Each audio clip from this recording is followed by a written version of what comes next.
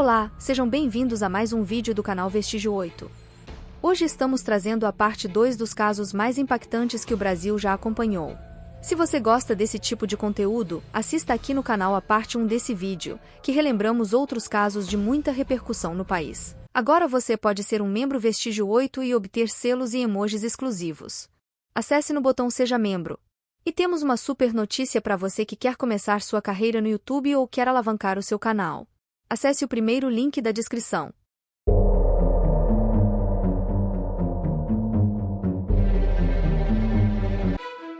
Na madrugada do dia 20 de maio de 2012, Elise Matsunaga tirou a vida do seu então companheiro e pai de sua filha, Marcos Kitano Matsunaga, depois de uma forte discussão por conta de uma descoberta de traição de Marcos. Discussões entre o casal vinham acontecendo desde alguns anos antes do crime, sempre por motivos passionais. Elise acreditava estar sendo traída e confirmou o fato ao contratar um detetive particular para seguir Marcos Kitano. A descoberta da traição, segundo a própria assassina confessa, teria sido a motivação para o crime. No dia 17 de maio de 2012, Elise viajou para a sua cidade natal, Chopinzinho, no interior do Paraná, para visitar sua mãe e apresentá-la à neta, filha do casal Matsunaga. Durante a viagem, Elise recebe informações do detetive particular, que confirma a traição. Ele a manda imagens em que Marcos Matsunaga se encontra com uma garota de programa no centro de São Paulo, onde depois teriam jantado em um restaurante da cidade. 2 dias depois, Marcos Kitano busca Elise no aeroporto e seguem para o apartamento do casal. Ao chegarem em casa, começa uma intensa discussão, onde seria a última entre o casal. Antes do crime, Marcos ainda desce para pegar uma pizza que havia pedido. Segundo Elise, Marcos a teria ameaçado dizendo que iria mandá-la de volta para o lixo de onde ela veio. Afirmou também que se ele pedisse o divórcio, a filha do casal ficaria com ele, alegando que a guarda não seria dada a uma ex-garota de programa. Em seguida, Elise mata Marcos Kitano com um tiro na cabeça a queima-roupa e desmembra seu corpo em 6 partes. Depois disso, coloca os restos mortais em sacos plásticos que vão dentro de 3 malas pretas. Às 11h30, Elise deixa o apartamento carregando as 3 malas onde estava o corpo de Marcos Kitano Matsunaga. O corpo de Marcos Kitano Matsunaga foi jogado na beira de uma rodovia em Cotia, próximo a São Paulo, no mesmo dia do crime, 20 de maio de 2012. 3 dias depois, o corpo de um homem asiático foi encontrado na beira de uma estrada em Cotia. Até então, a polícia não sabia de quem se tratava. Somente 15 dias depois, o corpo foi identificado como o de Marcos Kitano Matsunaga, diretor da IOC, dado como desaparecido desde o dia 20 de maio. Depois de uma exaustiva investigação, no dia 6 de junho de 2012, Elise Matsunaga presta mais um depoimento e confessa o crime. A confissão com riqueza de detalhes e frieza por parte de Elise assustou até os investigadores. O caso Matsunaga teve grande repercussão nacional e internacional, e ficou conhecido pela forma que foi executado e a imensa frieza por parte de Elise. Em junho de 2010, Elisa Silva Samúdio foi vítima de uma emboscada planejada pelo pai de seu filho, Bruno Fernandes, na época, goleiro titular do time do Flamengo. O caso obteve repercussão nacional e internacional, pois o goleiro Bruno, na época estava no auge da carreira, jogava no principal time do Brasil, com passagem pela seleção brasileira e uma grande possibilidade de jogar na Europa. Filha de pais separados, Elisa morava com o pai em Foz do Iguaçu. Ao completar 18 anos, foi tentar a vida de modelo em São Paulo, o que era um sonho da jovem desde os 13 anos. Não conhecendo ninguém na cidade e passando por dificuldades financeiras, Elisa começou a trabalhar como garota de programa para se sustentar até conseguir se tornar modelo. Atuou também em filmes pornográficos, de 2005 a 2009, além de participar de ensaios sensuais para a produtora erótica Brasileirinhas com o nome artístico de Fernanda Farias. Elisa Samúdio sempre frequentava casa de shows e até festas de orgias na casa de jogadores de futebol. E foi em uma dessas festas, em 2009, que ela conheceu o goleiro Bruno Fernandes. Embora algumas testemunhas afirmassem que os dois se conheciam desde 2008. Em depoimento, Bruno disse que o preservativo rompeu no ato sexual. Após essa festa, ambos passaram a se encontrar frequentemente, e ela deixou a vida de programas para ficar com Bruno, a pedido dele, que mesmo sendo casado, prometeu que se separaria de sua esposa para ficar com Elisa. Em agosto de 2009, Bruno terminou o relacionamento após Elisa anunciar que estava grávida dele, e de se recusar a tirar a criança, que teria sido proposto por ele.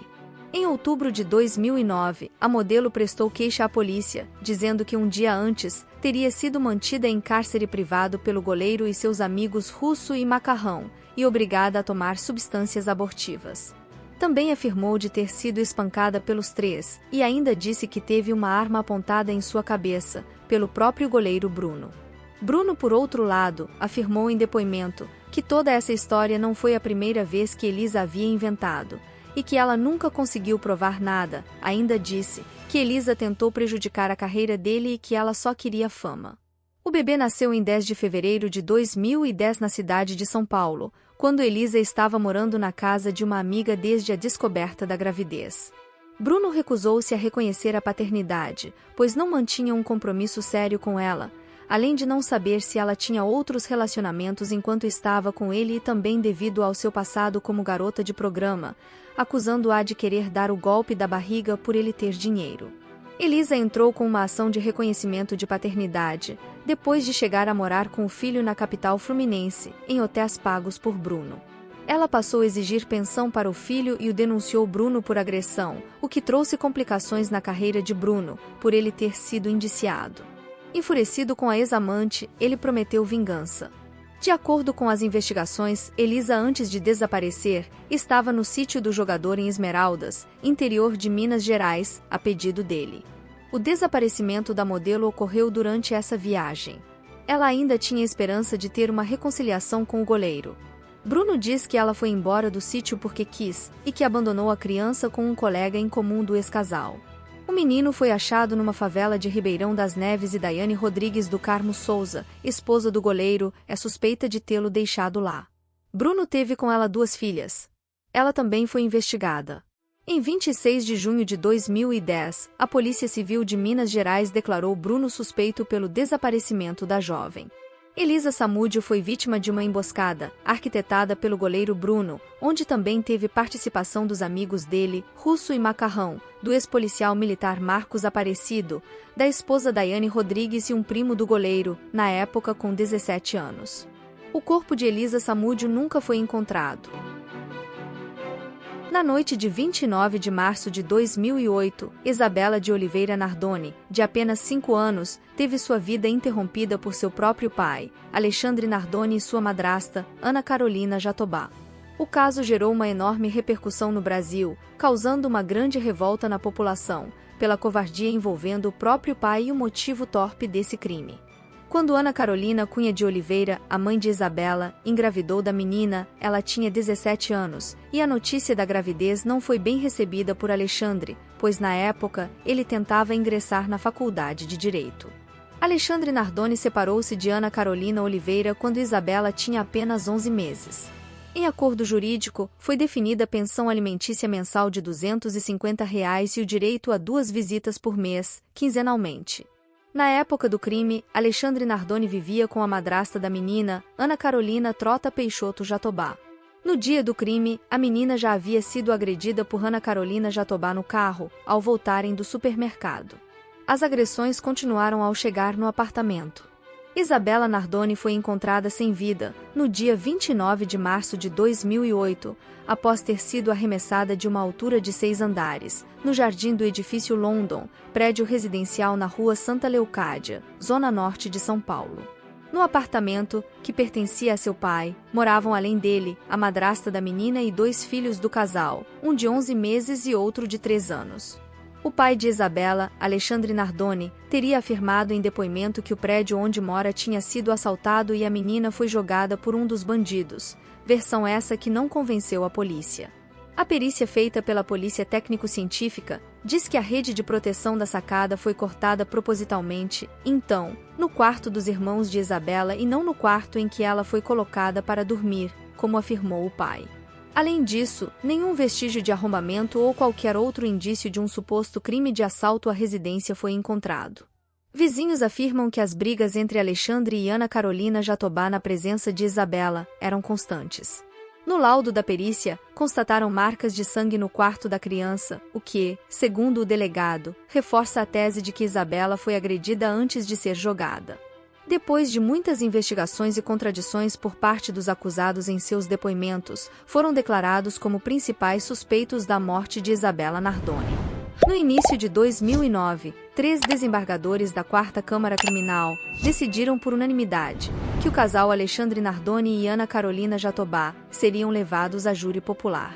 Após 5 dias de julgamento, o juiz Maurício Fossen fez o pronunciamento que foi transmitido por diversas redes de televisão ao vivo.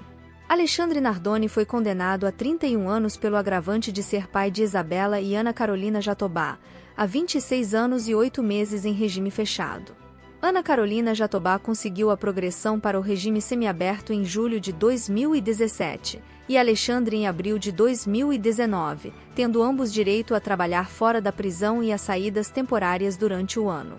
Após ser flagrada numa videoconferência com os filhos dentro da penitenciária, Ana perdeu em 23 de junho de 2020 o direito ao regime semiaberto. Na noite do dia 20 de junho de 2023, Ana foi solta após a Justiça conceder progressão para o regime aberto e Alexandre cumpre pena em regime semiaberto na penitenciária de Tremembé. Alexandre Nardoni e Ana Carolina Jatobá compareceram como padrinhos de um casamento que ocorreu na zona norte de São Paulo, tendo autorização da Justiça. Os noivos precisaram escrever uma carta para conseguir a permissão da presença dos dois. O caso da menina Isabela Nardoni foi um dos casos contra crianças mais covarde que o país presenciou. O caso Eloá foi um crime que aconteceu em Santo André, na Grande São Paulo, em 13 de outubro de 2008. Lindenberg Fernandes Alves, então com 22 anos na época, era ex-namorado de Eloá Cristina Pereira Pimentel, na época com 15 anos. Lindenberg invadiu o apartamento onde Eloá morava, onde no momento, a jovem estava na companhia de sua amiga Nayara Rodrigues da Silva e mais 2 amigos, que faziam trabalhos escolares. Armado, Lindenberg amedrontou os jovens e logo iniciou o que seria um dos casos de sequestro com grande repercussão nacional e internacional, não apenas pelo próprio sequestro, mas também por conta de ações durante e após o crime. Inicialmente, 2 reféns foram liberados, restando no interior do apartamento em poder do sequestrador, Eloá e sua amiga Nayara. O sequestro, que durou mais de 100 horas, teve ampla cobertura da mídia e até de forma exagerada, o que literalmente causou um enorme problema para o desfecho do caso. A cobertura da mídia brasileira foi duramente questionada e criticada após o desfecho do caso.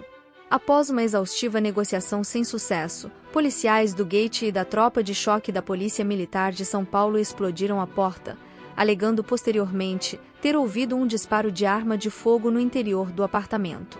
Entraram em luta corporal com Lindenberg, que teve tempo de atirar em direção às reféns. A adolescente Nayara Rodrigues deixou o apartamento andando, ferida com um tiro no rosto. Enquanto Eloá, carregada nos braços de um policial, foi levada inconsciente para o centro hospitalar de Santo André.